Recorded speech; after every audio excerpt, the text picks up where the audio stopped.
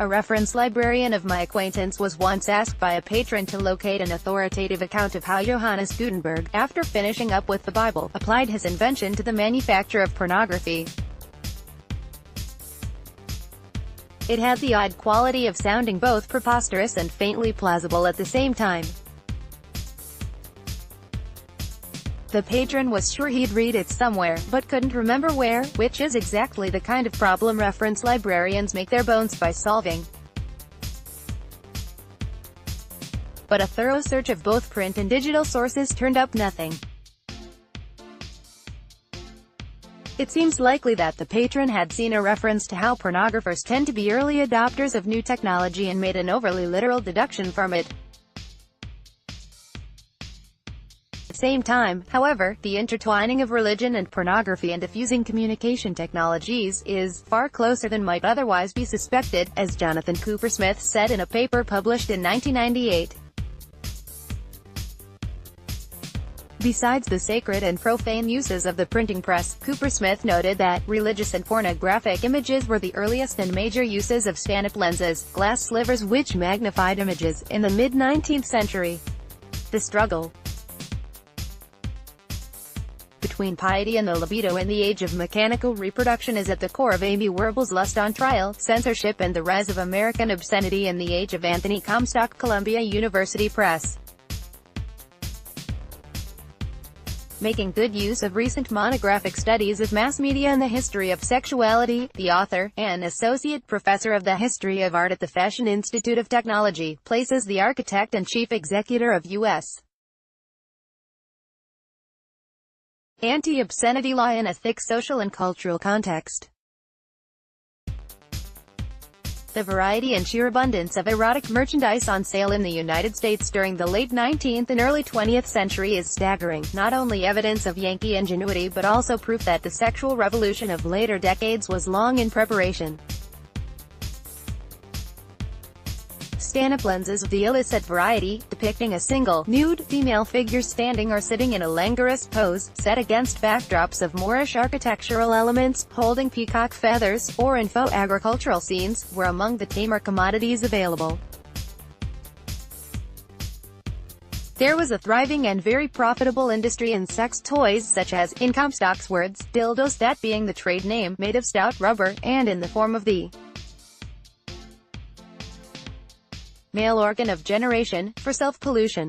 Their manufacture, advertisement and sale was subject to prosecution under the Comstock laws, though Comstock professed himself unable to understand who would buy them.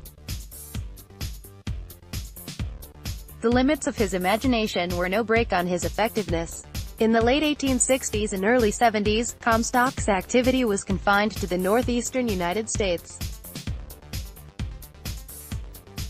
Over a 7-year period, he was involved in seizing and destroying 134,000 pounds of books, 194,000 bad pictures and photographs, 6,250 microscopic pictures, and 60,300 articles made of rubber for immoral purposes, and used by both sexes. The puzzling expression, microscopic pictures, refers to Stanip's. His influence went national in 1873, when Congress passed an act for the suppression of trade in, and circulation of, obscene literature and articles of immoral use, the legislation that became his namesake.